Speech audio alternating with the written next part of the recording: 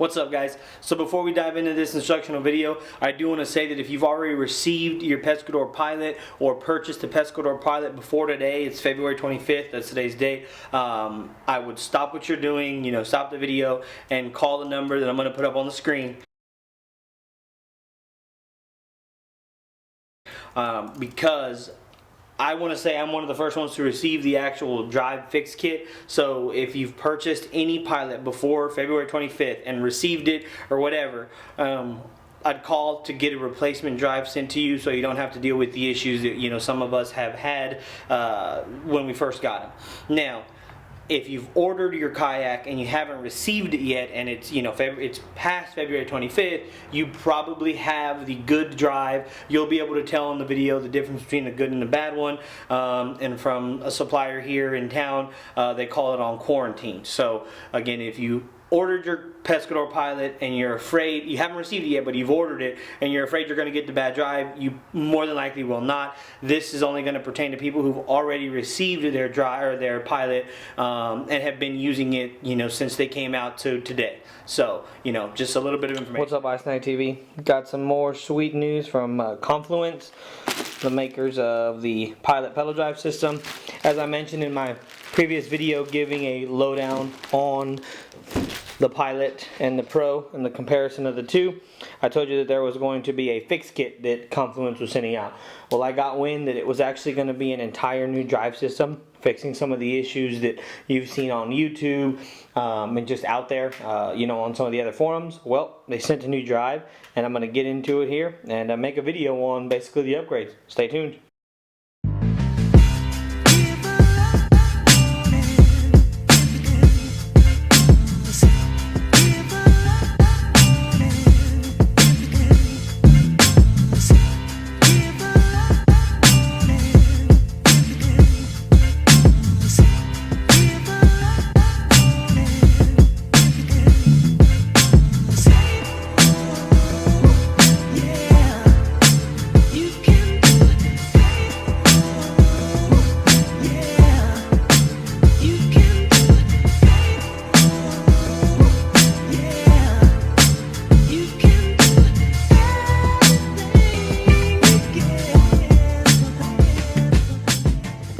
Okay, so I'm not really going to dive into the actual quick start guide on the Pilot drive. It's pretty straightforward. I know you're going to need like a 9mm hex nut there. It's very simple. This instruction sheet is basically helping you assemble your drive when you get it, because you get it disassembled. These crank arms and none of that is installed. The drive itself and the prop is, but these crank arms are, and that's really all this instructional pamphlet for this one is really telling you how to do, is how to put the crank arms on your drive. Now, this is the more important one, I would assume. I personally didn't have any issues with the quick key or anything like that slipping or being loose or falling out, but apparently some people did. So this one is a little bit more important and more instructional on how to replace the quick key element of the actual drive.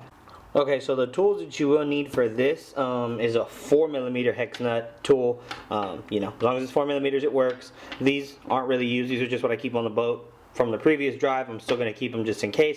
But to install this new quick key system, this is the old one I already removed, all you need is a 4mm hex nut. So unfortunately, I'm not going to go through the deinstallation of the old one, because like I said, it's pretty simple. It's literally 4 little screws. Underneath those screws there was rubber washers. Again, this is the old installation kit with the old quick key. The new quick key has a little hole on this bar for a what they call, I think it's called a clevis pin. That's what it is. So pretty much the new bar has a little clevis pin hole there. So there's no movement. I didn't have these issues, but apparently some of the other drives out there had issues with this slipping in and out on them when in the locked position. So basically what you're doing is you're replacing these rubber washers that was on the old system with metal washers. If they're going to be under, and one over. Same thing, you're basically just replacing this old drive system with the new drive system, which is already on my boat. I will say the most important thing on this is this note right here. Sawhorse or kayak stands may be needed to elevate pilot off the ground. That is 100% true, and I'll explain why in a minute, because you are going to need to adjust the distance the lock key is from the front of the, like where the shaft of the pilot goes, because if it's too close it won't, it won't lock down, and if it's too far your drive will shake. So again, to not risk losing it in the water or anything like that, you need to basically either have a buddy with you or set up some kayak stands to properly adjust the brackets. Now, as far as the differences in the drive, up at the top, the head and the crank arms and the pedals, there's really no difference.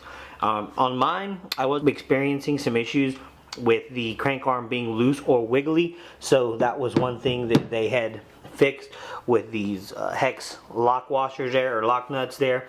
Most important part though is how they redid the lock washers at the bottom. So this is the old drive, didn't come with any lock washers, and just two big lock nuts there. So the issue was, whenever you started to pedal fast or go fast, this lock washer or this lock nut would back off and your pilot drive could free spin, meaning this propeller could spin and the pedals wouldn't move. Now when your pedals were cranking away and this was free spinning, you'd basically lose all speed. You would still continue to be able to go, but you were going nowhere fast, if that makes sense.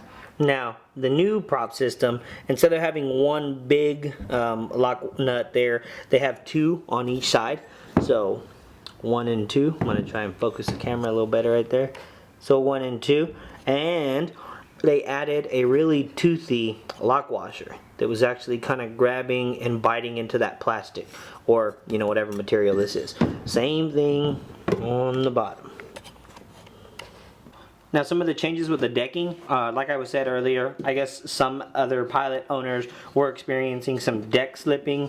These weren't being tied down, I guess. They were coming loose, and this lock bar was coming out on them, I guess, when they were, in action. They were out there on the water, and this little lock bar would start to fall out, making the drive loose and it not working. So what they did to remedy that is they added a little hole for, I think this is called a clevis pin, correct me if I'm wrong, but this clevis pin goes in there and then it cannot move. You have some play, but it can never fall all the way out, keeping the shaft of the drive up against this part and not moving or shaking, just keeping you more efficient on the water.